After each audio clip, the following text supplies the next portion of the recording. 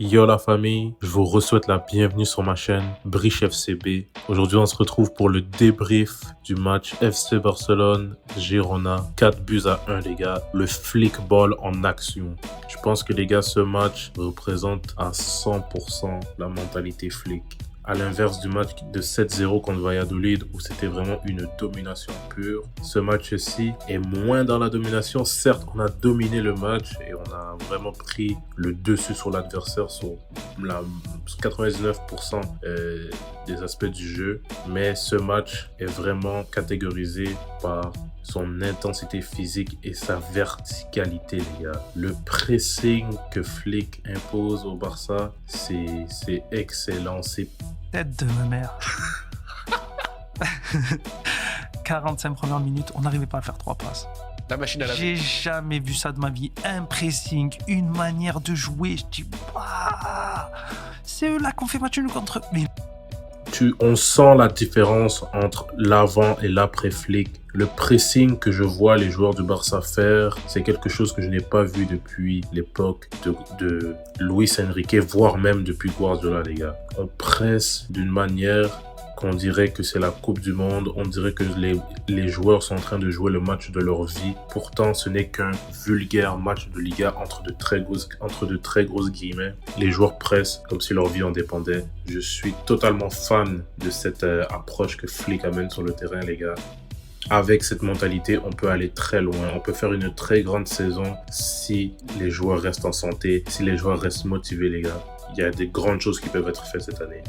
Tout d'abord, les gars, on va parler de Lamine Yamal. Lamine Yamal qui marque 2 buts aujourd'hui. C'est personnellement pas son meilleur match. Il n'est pas dans les dribbles, dans l'élimination et tout, mais il est efficace. Sur son premier but, c'est un pressing, il enlève la balle au défenseur et il termine ça de manière clinique. Son deuxième but, c'est un ballon qui rebondit à la suite d'un coup franc dans la surface. Il est au rebond, il le place plat du pied enroulé, très propre les gars. Il met un doublé ce soir dans une performance quand même très complète, même si c'est pas sa meilleure dans le jeu. Lamine Yamal qui est vraiment en train de monter, qui est en route potentiellement vers le titre du MVP de cette saison en Liga. S'il continue comme ça, à enchaîner les statistiques plus les performances, les gars, on va probablement voir Lamine Yamal devenir MVP. Si la santé lui est permise toute cette saison, préparez-vous à voir de grandes choses, les gars.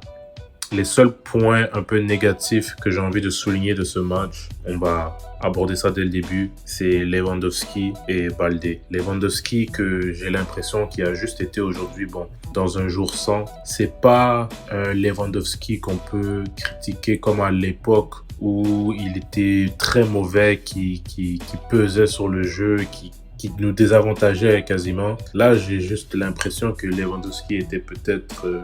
comme il a eu aussi un coup en équipe nationale, il est peut-être sur le retour de cette petite micro-blessure et ça fait en sorte qu'il n'est pas encore à l'aise. J'ai pas l'impression que c'est le retour de Lewandowski qui joue avec des Timberlands. Je pense que c'est un jour sans pour lui.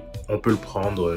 La victoire est quand même écrasante sans sa performance. Mais c'est un petit bémol. Lewandowski qui n'a pas été trop présent. On l'a pas trop vu. Sur les quelques prises de balles qu'il a eu, il n'était pas trop ça.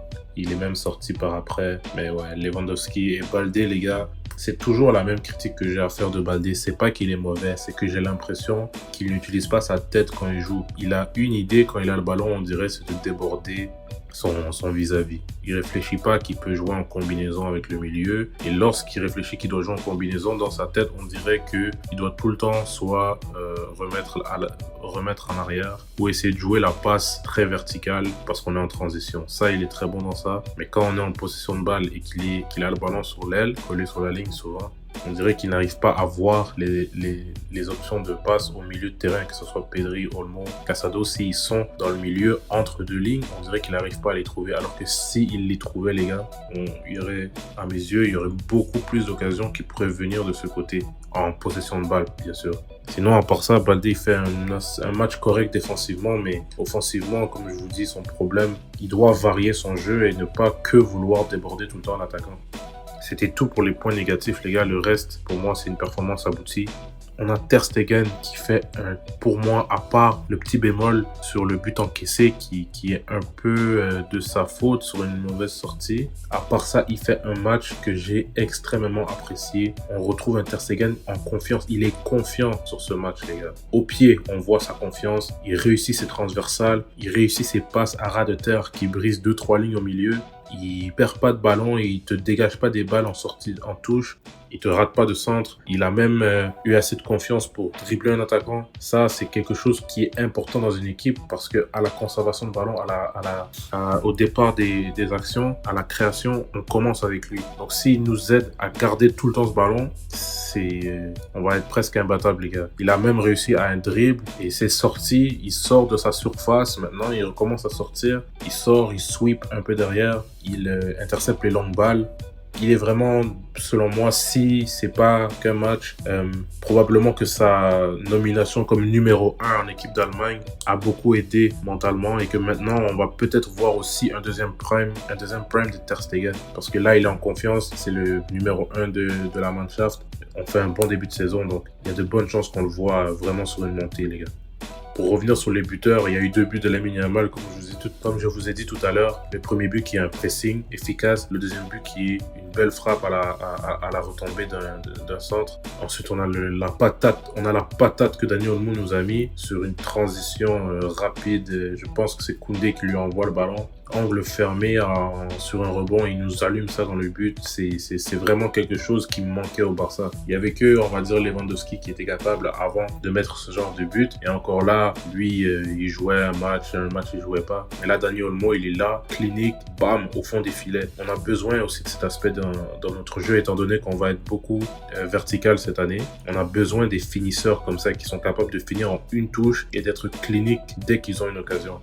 Le 4e but, les gars, c'est le plus beau but du match selon moi. Une passe, un caviar de Casado entre les lignes pour Pedri. Pedri qui nous a habitués à tergiverser un peu devant le but. Quand il a reçu le ballon, que je l'ai vu prendre sa touche vers l'extérieur, je me suis dit merde, peut-être qu'il va tuer cette action qui était si belle pourtant. Mais non, il est resté calme, il contourne le gardien sans problème et il la met au fond. Ça, c'est un calme et une vista qui est vraiment bénéfique pour nous. Je suis très très très content d'avoir vu Pedri mettre ce type de but.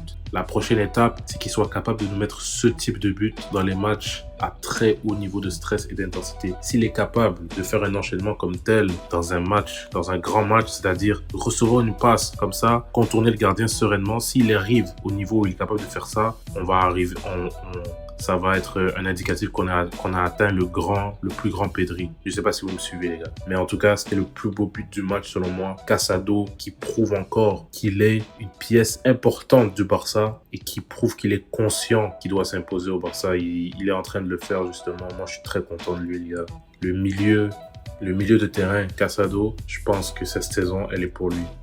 Il y a aussi l'anecdote, les gars. Je ne sais pas si vous avez remarqué. Le coach Hansi Flick, Lamine Yamal marque, il sourit, il est heureux. On dirait que son fils vient de marquer. Pedri marque, il est content. Olmo marque, il est fâché. On dirait qu'il est en mode on a marqué, mais on s'en fout, on continue à jouer. Je sais pas ce qu'il a. Peut-être qu'il aime trop les jeunes. Peut-être qu'il est hype comme nous, les gars, qu'il voit les jeunes et tout. Il est content de les voir marquer. À l'inverse de quand il voit un joueur un peu établi comme Olmo, il se dit vas-y, c'est son travail, il doit pousser, il doit continuer. Je sais pas, on dirait le fan en lui du Barça ressort quand il voit Lamine Yamal faire des trucs sur le terrain ou Pedri faire des belles choses comme ça, les gars. Ce gars-là, Hansi Flick, tout autant qu'on a pu critiquer sa venue, je pense vraiment, je réitère mes propos, les gars, je pense que c'est la solution du Barça. On est tous en train de le voir et c'est excellent, c'est excellent son travail en ce moment. Parlant d'Hansi Flick, c'est encore un coaching parfait pour l'Allemand. On met 4 buts à peu près à l'heure de jeu. On a une avance de 4 buts, ce qui nous permet de préparer les matchs qui s'en viennent. On a beaucoup de matchs qui vont venir. À la 60e minute, on peut déjà faire tourner. Il y a Hector Ford qui est rentré, comme promis, il a joué. Ça nous a permis de mettre Koundé en centrale, de remettre à son poste de prédilection, de sortir Koubarsi, de reposer ses joueurs. Il y a Gérard Martin qui est rentré, il a proposé quelques situations de jeu qui étaient bien et il reprend un peu de la confiance depuis le match du Rayo. On a pu voir Hector Fort, on a pu remplacer Pedri, Ferran Torres a eu du temps de jeu. Il y a eu beaucoup de bonnes choses. On est prêt, on a réussi à faire un résultat imposant, de s'imposer dans un match compliqué à l'extérieur et de faire tourner, les gars. C'est un luxe qu'on a eu aujourd'hui et c'est les fruits du travail de Flick. Gagner 4-0 contre Girone à l'extérieur, pouvoir tourner pour préparer les matchs qui s'en viennent, les gars. C'est excellent. Le travail de Flick paie, les efforts de Flick paient et maintenant on est capable de justement, comme je l'ai dit tout à l'heure, faire tourner à la 60e minute à 4-0. Pour finir, bon, on a le Tiburon qui a mis une semelle aux joueurs de Girone. Il s'est pris un rouge. Je sais pas si la Liga va décider que c'est une suspension de 3 matchs. Normalement, c'est un match. Mais ça reste à eux de voir s'ils jugent que c'est un geste dangereux. Ils vont peut-être lui donner 3 matchs. Soyez pas surpris que la Liga demain annonce que la suspension de Ferran soit 3 matchs. On connaît le sentiment que la Liga a envers le Barça. Mais bon, s'il est absent un match, c'est pas la fin du monde. 3 matchs non plus. Il y aura le retour d'Ansu Fati. Ça va permettre à Hector Fort de jouer. On pourra voir un Rafinha plus longtemps. Mais le Tiburon, je sais pas qu'est-ce qui lui est arrivé. Peut-être qu'il a vu un poisson dans les jambes du joueur et il avait faim. Mais bon, on va devoir jouer le prochain match sans lui. Pour finir, les gars, on continue avec cette confiance. Ça fait 5 victoires en 5 matchs. On a mis 11 buts en 2 matchs, les gars. Le Barça a rarement été, dans les dernières années, sur un run de confiance aussi gros. On continue avec l'avance sur le Real Madrid, 4 points d'écart. On prépare maintenant le match contre Monaco, qui s'en vient ce jeudi en Ligue des Champions. Une petite revanche du Gamper. Merci à tous d'avoir vu cette vidéo, les gars. Je vous invite à vous abonner. Je vois qu'il y a beaucoup de personnes qui regardent la vidéo, mais qui ne sont pas nécessairement abonnés. Je sais que c'est les débuts de cette chaîne. Elle est en montée. Mais n'hésitez pas, abonnez-vous, les gars. Mettez un j'aime sur cette vidéo, partagez-la.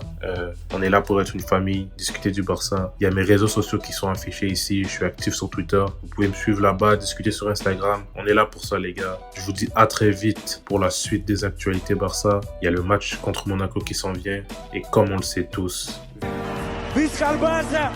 Visca Catalunya! Visca el Barça, sempre. Visca el Barça i visca Catalunya!